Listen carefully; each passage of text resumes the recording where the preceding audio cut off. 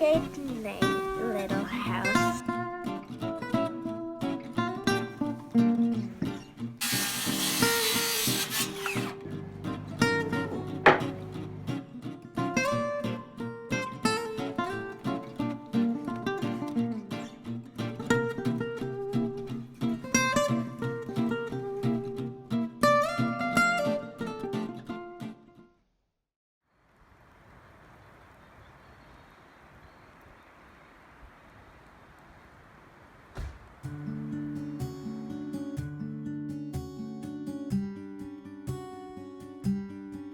It was exactly 10 years ago now, in the summertime, when Nick was working a job he did not like in a city that felt very far away from home for both of us. And he said to me, "Honey, all I want to do is build things."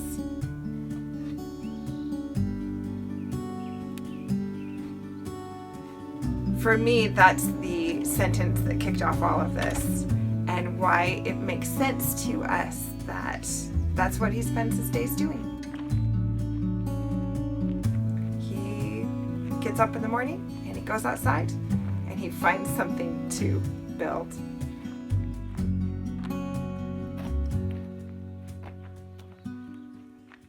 So we moved out to the woods 5 years ago in order to build something of our own, and that's what we've done. So far we lived in a yurt for 3 years that we built ourselves, and that served us pretty well while we built our house. We built a timber frame house out of trees right here on the property, and the other part of a place where I live is that I need a place to make things, to manipulate materials, to sell, to provide for ourselves, and just generally a place to keep my hands busy. So we have embarked on building a workshop really very close to the house where I can do my work. So the last time you saw us in this series of videos, we had just stood up the steel posts. I had friends in from out of town to help get the job done, and we were prepping for the frame raising. So that involved standing up these steel posts, which you see. Ready? Yep. They stand on a concrete pier that we poured last fall, I guess. So it's been less than a year since we started this project, which is pretty incredible. But they are 6 by 6 by 1/4 inch thick steel tubes, and they're all drilled out to receive shelving. And we did a bunch of steel fabrication to make all of the parts up at the top work and make all the cross bracing work. So with those stood up, we were ready for heavy machinery to come in and help us with the heavy lifting.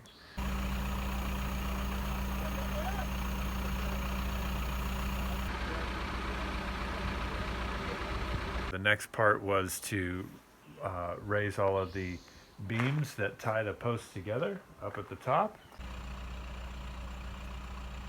And with those all secured in there with second-hand bolts, by the way, from the power company, we were ready to raise the trusses.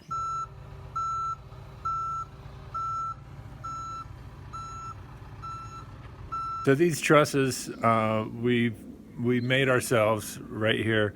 They are harvested from trees that we cut down almost a year ago now.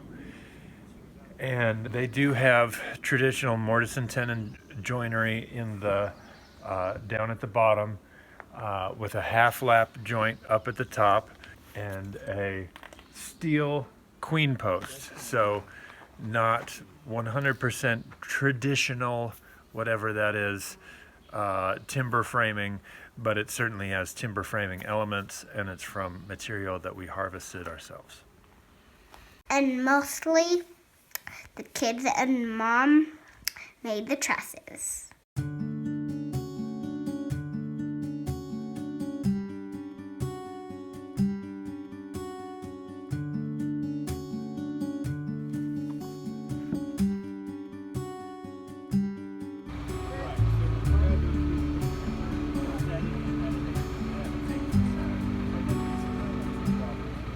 the backhoe was just barely tall enough to reach up there and drop those trusses right where they go. And we had a well orchestrated system after our first one, of course, that was able to rush in, secure them in place, and put a little temporary bracing on them so that we could move along with other things.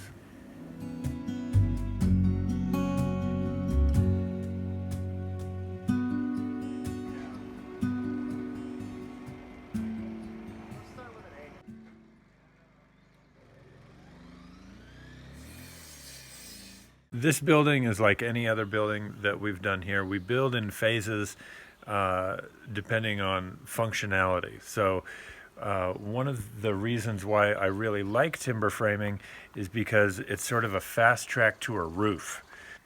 Dad won't have to go outside to cover stuff up when it's raining because there's a roof, a permanent roof, that will protect his stuff. So the frame has to be incredibly rigid on its own without its walls as shear panels and cross bracing. The sheathing is part of what makes that whole roof structure rigid.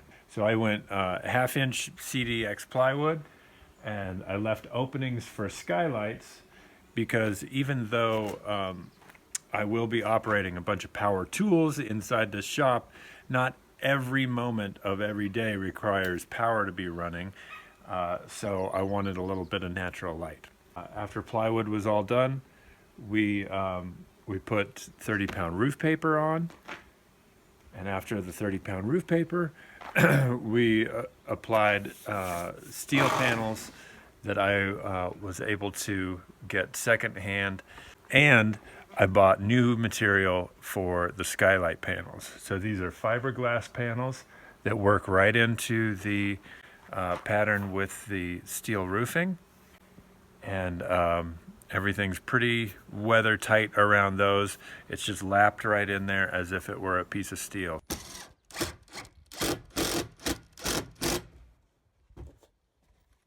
The roof for the tool room was built as sort of as an afterthought, so I had to make things up as I went just a little bit. I had some joist hangers sitting in a pile, so I incorporated those to get started, hanging rafters off of the fascia board that's part of the shop roof, but then decided that's probably not enough to really handle the snow load that's going to be on that. It'll be handling all of the snow from this roof, sliding onto that roof and probably sitting still for a while.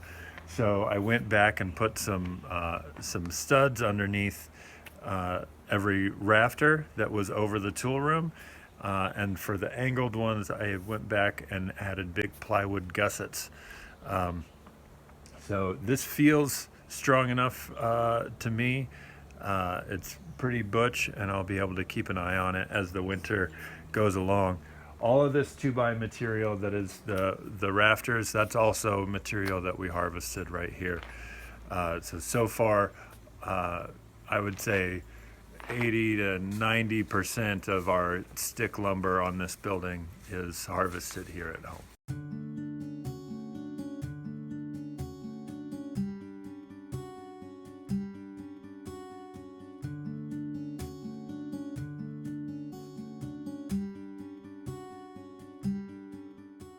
We've been having one hell of a year here on our off-grid homestead, but nothing feels more like success or satisfaction than watching this shop go up. I think to understand, you have to be a craftsperson like Nick or know a craftsperson like Nick. It's like seeing a ballerina finally get a stage. The ability to do what he already does, not always constantly in adversity, not always fighting against water and snowflakes.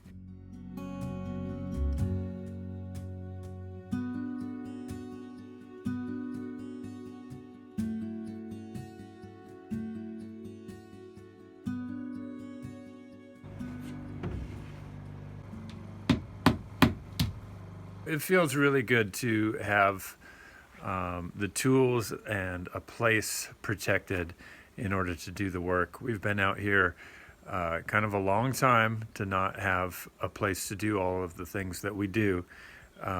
So it's extremely satisfying to be able to leave tools where they belong, not have to panic with tarps and things, and to just generally be moving forward towards the productive life we want.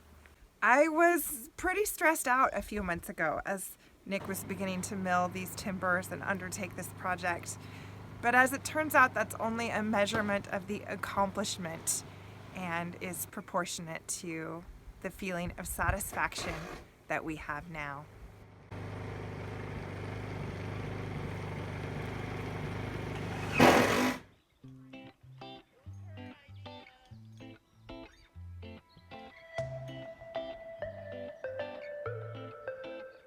So the shop work is slowing down, certainly. We're in a good functional place right now.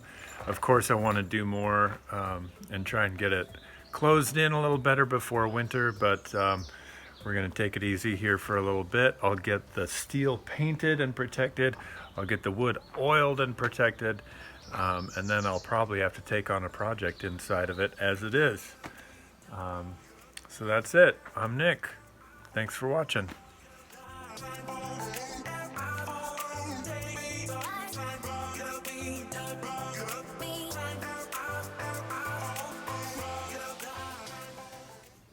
Good night, little shop. Hey Stella, what's happening here? It's a teeter-totter.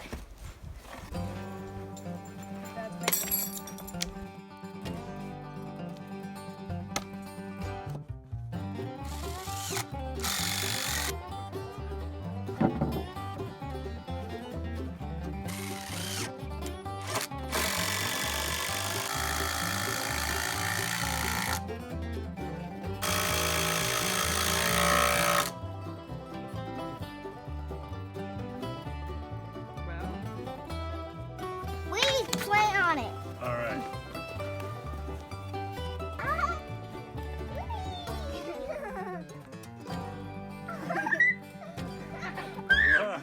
right.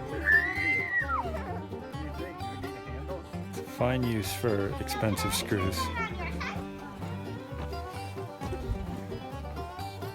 I don't believe it handles. Sadie, you're making me crazy.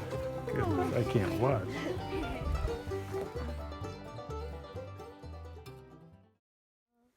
That might be it. Wait, something's actually bad. Something's actually changed. Oh, I saw another one. Back. I saw another one. There's a tiny one. It's far away. It's It's getting closer.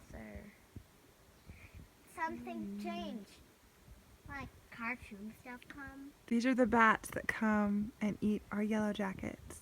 Yay, bats, go. Go, bats. Go back. I drew a picture of a bat. Good night, little house. Good night.